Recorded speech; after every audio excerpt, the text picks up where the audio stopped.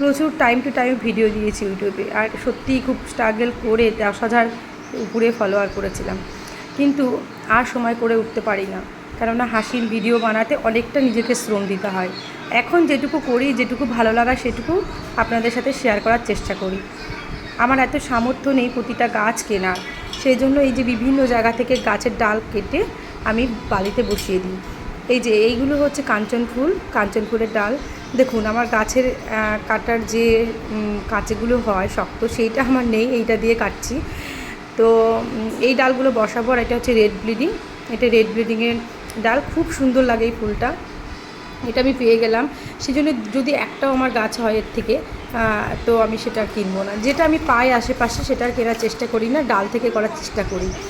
তো কী আর বলবো, এইভাবে জলে ভিজিয়ে নিলাম আর তারপরে বালিতে বসিয়ে দেবো। যদি ভগবান আমার এই গাছগুলোকে গাছে পরিণত করে তবে খুব ভালো লাগবে, কেননা অতটা আমার সামর্থ্য নেই সব গাছ কেনার।